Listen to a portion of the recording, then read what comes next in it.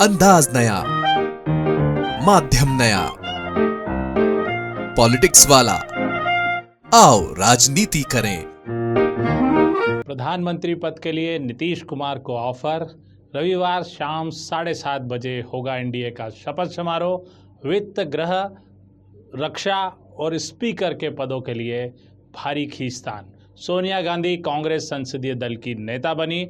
राहुल गांधी होंगे लोकसभा में नेता प्रतिपक्ष। और एक उड़ती उड़ती खबर आज की कि शिवराज सिंह चौहान केंद्र में जाने के बजाय फिर से मुख्यमंत्री बनना चाहते हैं। नमस्कार, पॉलिटिक्स वाला पीएम टाइम में एक बार फिर आपका स्वागत है। मैं पंकज मुकाती। हम प्रतिदिन केवल एक विषय पर विश्लेषण करते हैं, पर इस समय चुनावी माहौल है।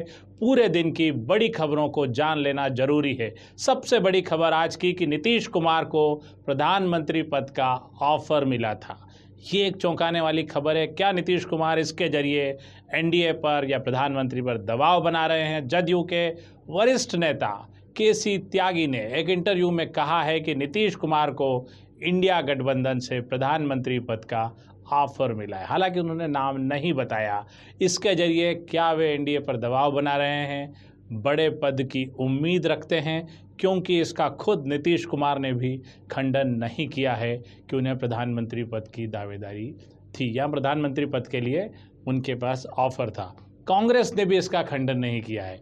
यहाँ बहुत ही जोरदार देखने को मिल रहा है कि क्या नीतीश कुमार वाकई प्रधानमंत्री पद के लिए ऑफर था। हालांकि बहुत मुश्किल लगता है, क्योंकि डीएमके और ममता बनर्जी के 29 सांसदों के होते हुए 12 सांसदों वाले नीतीश कुमार को इंडिया गठबंधन कैसे ऑफर कर सकता है? तो क्या नीतीश नरेंद्र मोदी यानी कि प्रधानमंत्री को डरा रहे हैं ये कहकर ज़्यादा बड़ा पोर्टफोलियो लेने की जुगाड़ में है? और केसी त्यागी ने बहुत ही जोरदार तरीके से ये भी कहा है कि नीतीश कुमार ही वो नेता हैं जिन्हें इंडिया गठबंधन की नींव रखी, और यही वो नेता हैं जो उन्हें प्रधानमंत्री पद का ऑफर दे रहे हैं। इन्होंने उन्हें इंडिया गठबंधन का संयोजक नहीं बनने दिया, और नीतीश कुमार ने अब वो ऑफर ठुकरा दिया है। वो एनडीए में शामिल हो चुके हैं और प्रधानमंत्री पद का ऑफर ठुकरा दिया है। इसके जरिए जदयू ये बताना चाहता है कि नीतीश कुमार अभी भी बाजार में बने हुए हैं, उनके पास प्रधानमंत्री पद का ऑफर है। वे एनडीए पर एहसान कर रहे हैं, वे नए नरेंद्र मोदी पर एहसान कर रहे हैं। क्या यही सब जताना चाहता है जदयू? हालांकि नीतीश कुमार की राजनीति भी यही रही है। पटना में एक पोस्टर लगाया था कि नीतीश सबके, तो अभी भी नीतीश सबके हैं। देखना होगा कि प्रधानमंत्री पद के इस ऑफर को नीतीश कुमार कितने दिन बाद स्वीकारते हैं, या ये सिर्फ एक कहानी है। आज की दूसरी बड़ी खबर है, नई मंत्रिमंडल के लिए पोर्टफोलियो पर चर्चा चल रही है। तेलुगु देशम पार्टी जो 16 सदस्यों के साथ दूसरी सबसे बड़ी पार्टी है एनडीए में, फिर नीतीश कुमार, दोनों ने अपनी अपनी मांगे रख दी है। वित्त, गृह, रक्षा मंत्रालय चाहते हैं और तेलुगु देशम पार्टी स्पीकर का पद भी चाहती है। सूत्रों के मुताबिक भारतीय जनता पार्टी की बैठक जेपी नड्डा और अमित शाह के बीच हुई, जिसमें तय किया गया कि पार्टी किसी भी कीमत पर वित्त, गृह, रक्षा और स्पीकर का पद नहीं छोड़ेगी। ऐसे में तेलुगु देशम पार्टी और नीतीश कुमार किस पद पर राजी होंगे और कितने दिन तक रहेंगे, ये भी देखना होगा, क्योंकि ये चारों पद भारतीय जनता पार्टी अपने पास रखना चाहती है। तेलुगु देशम पार्टी और नीतीश कुमार का जदयू दोनों ही हो सकता है कि गृह, रक्षा और स्पीकर के पद पर समझौता कर लें, लेकिन ये दोनों ही वित्त मंत्रालय चाहते हैं। आखिर क्यों वित्त मंत्रालय की इतनी महत्ता बढ़ गई है और ये दोनों वित्त मंत्रालय चाहते हैं? दरअसल ईडी वित्त मंत्रालय के अधीन आती है, और ये दोनों ही नेता चाहते हैं कि ईडी उनके अंतर्गत रहे। ईडी का देखिए कितना महत्व पिछले कुछ दिनों में बढ़ गया है। दबाव की राजनीति कहिए या देश की राजनीति कहिए या नए ढंग की राजनीति कहिए, कि दोनों ही दल ईडी को अपने पास रखना चाहते हैं, और भारतीय जनता पार्टी भी। इसीलिए दोनों वित्त मंत्रालय की डिमांड कर रहे हैं। कल शाम 7:15 बजे नए प्रधानमंत्री की शपथ होगी। देखना होगा तब तक क्या समीकरण बदलते हैं और क्या नई चीज़ सामने आती है।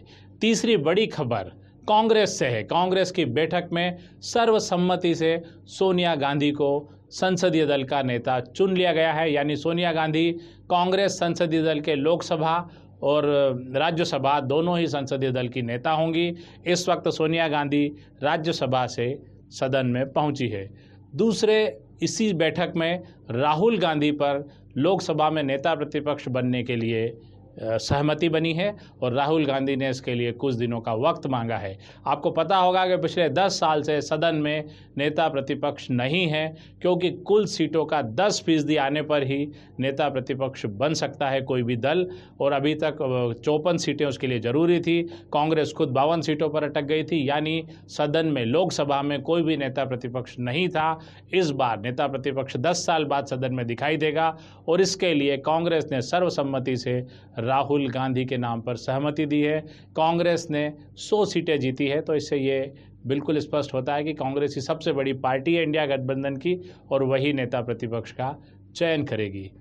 तीसरी बड़ी खबर और सबसे महत्वपूर्ण खबर, जिसे कि आप इस समय की एक उड़ती उड़ती खबर कह सकते हैं, जिसमें सोशल मीडिया पर और कुछ वरिष्ठ पत्रकार और विश्लेषकों के द्वारा एक नई बात कही जा रही है कि मध्य प्रदेश के पूर्व मुख्यमंत्री शिवराज सिंह चौहान, जो विदिशा से भारी मतों से जीतकर संसद पहुंचे हैं, वे मध्य प्रदेश के ही मुख्यमंत्री बने रहना चाहते हैं और वे अपनी इस चाहत को पूरी करने के लिए मध्य प्रदेश की राजनीति से जुड़ने के लिए वापस से जोड़ तोड़ में लग गए। हालांकि इस खबर की कोई पुष्टि नहीं है, ये केवल एक वैचारिक उपज है, जिसका हो सकता है सही भी हो, गलत भी हो, लेकिन फिलहाल ऐसा कुछ दिखाई नहीं देता है।